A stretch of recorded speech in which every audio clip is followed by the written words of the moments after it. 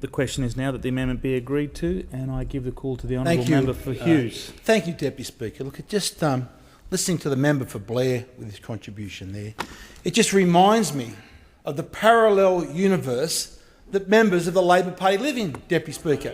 They seem to think that, I don't know, where money just grows on trees, or the government has this big printing press and we just keep borrowing money, Deputy Speaker. They seem to fail also to realise that the gross incompetence of the glory years of the Rudd-Gillard-Rudd governments left this incoming government with an interest bill of over $1 billion every month. Every single month. We've paid it. We're trying to pay it down. The bill that you guys left us, at $1 billion a month, we have to find, Deputy Speaker. This is what the Labor Party just do not have a foggiest clue about. They think you can just spend, and the coalition government will come in and clean up their mess. We cannot continue just to borrow and spend the way that the Labor Party wants to, Deputy Speaker. And we've heard time after time, we've heard the member for Blair perpetuating these continued myths, Deputy Speaker, this myth about the cuts to education. Now, I would call on all good Labor members of good conscience not to go out like the member for Blair just did during this debate and spread the myth that money to schools is being cut. If you want to say that the Labor Party wants to borrow more money, to increase the debt, to give more money to schools, guys, that's a fair enough argument.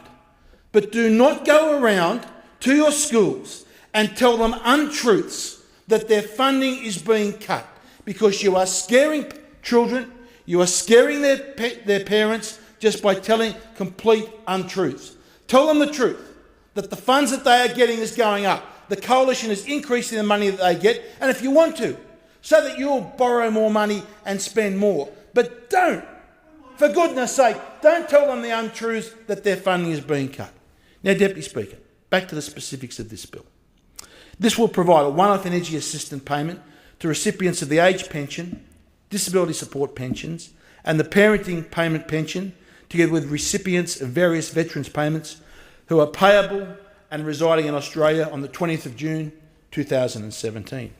Approximately 3.8 million people receive a one-off energy assistance payment comprising approximately of 2.5 million age pensioners, 770,000 disability support pensioners, and 260,000 parenting payment single recipients, and 235,000 Veterans Affairs clients.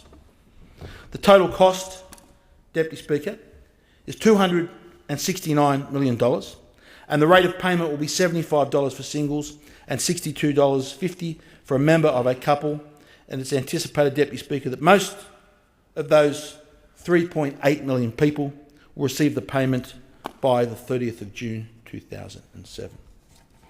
Now, Deputy Speaker, why is this necessary? Well, let's have a look at the cost of increasing cost of electricity and where that has come from over recent years.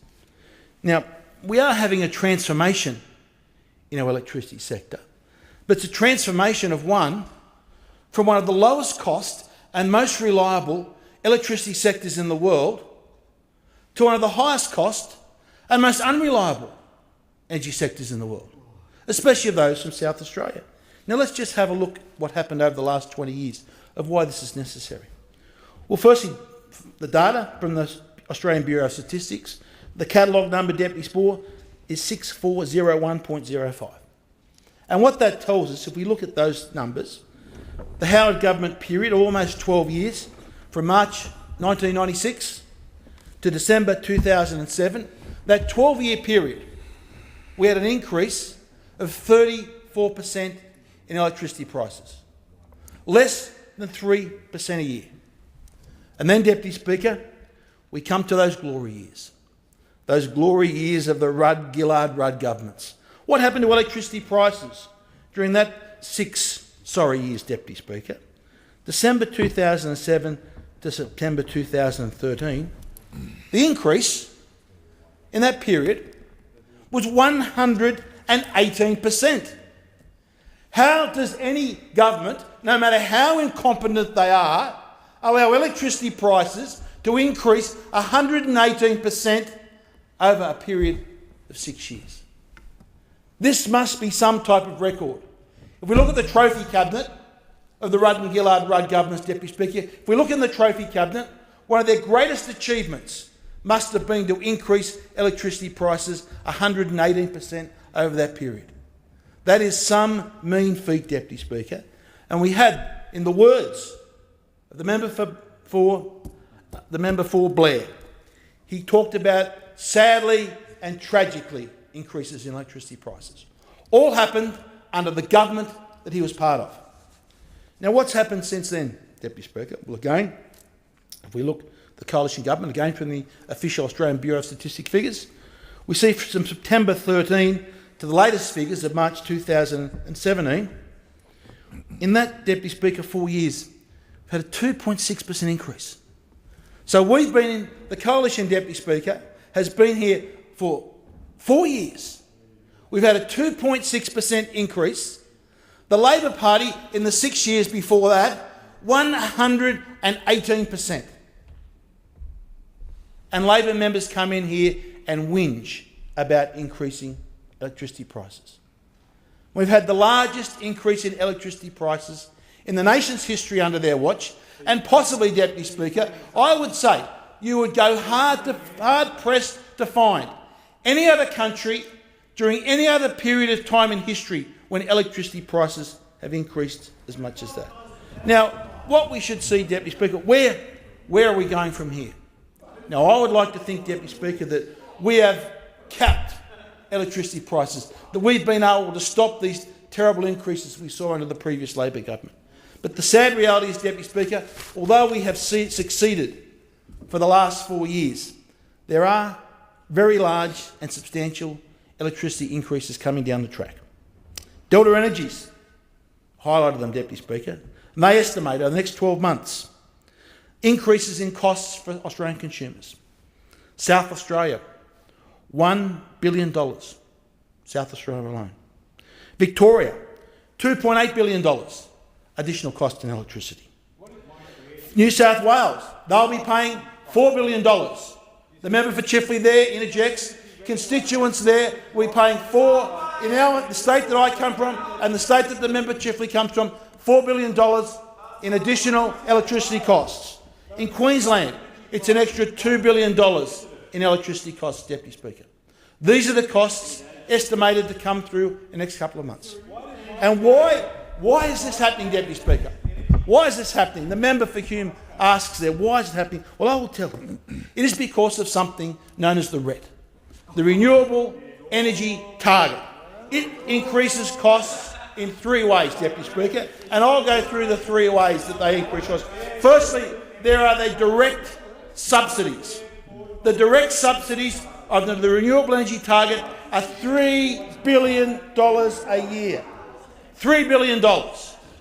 And what about the subsidies for solar, Deputy Speaker? I'll quote the Grattan Institute report from May 2015. And what has it said about the subsidies for solar? I quote directly. Lavish government subsidies plus the structure of the electricity network tariffs means that the cost of solar PV take-up has outweighed the benefits by almost $10 billion. Not 10 million, 10 billion additional costs. They go on. Purchasing, installing and maintaining the solar PV systems, most of which are imported from China, until 2030 will cost $18.7 billion, outweighing the benefits by almost double. The subsidies are particularly unfair when many renters, apartment dwellers and low-income households are unable to gain the benefits of solar PV. That's the cost, Deputy Speaker. This has to be paid. We have this fantasy belief with anything that is seen as renewable energy as somehow, Deputy Speaker, as wonderful. And we have this renewable energy target. But what we really need, Deputy Speaker, we need an affordable energy target.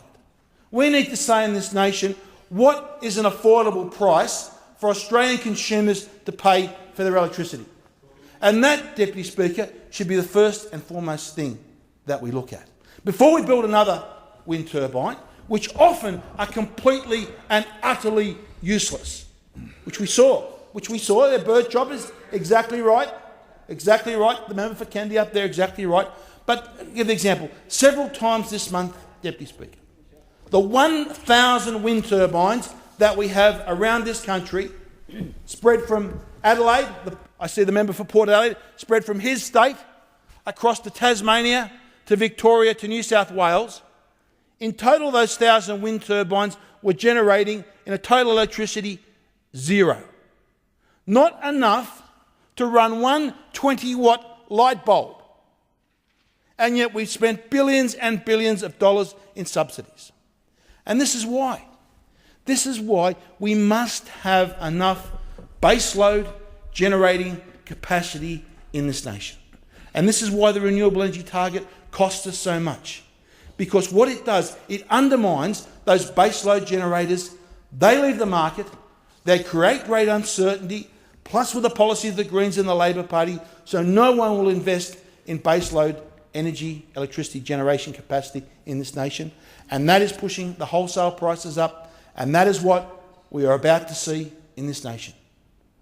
We also, Deputy Speaker, need a competitive energy target.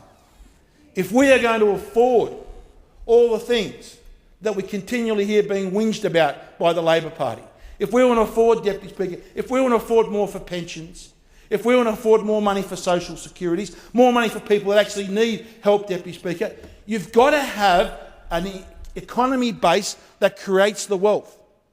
But what we have done by prioritising useless wind turbines and the renewable energy target, we have made electricity in this nation internationally uncompetitive. And if we do that, we simply can't afford all the things that we need. Today, this morning, we had another warning from Glencore in the Financial Review. And they warn, and I quote, "Given the current electricity prices adding uncertainty around future supply, we need to consider options for shutting our smelter and refinery and ship copper anodes direct to the market and or refine out at one of our other plants offshore." Offshore means outside of Australia. They said the investment environment in Australia has materially changed. The current uncertainty and escalating costs do not support further investment in these assets at this time. And the member over there laughs. You, sir, are a joke. You do not know the damage that you are causing to your nation. You do not understand the damage that you are causing to your constituents. You are an absolute embarrassment to this Parliament. You are an embarrassment to this nation. We have people this winter that will not be able to afford to turn their heaters on because of the policies of you and the Labor Party. And you come into this Parliament and you laugh and you joke about it. You are an absolute disgrace. I am sick to death of people in the Labor Party coming in here with this whinging and this whining and happy to see electricity prices increase in this nation.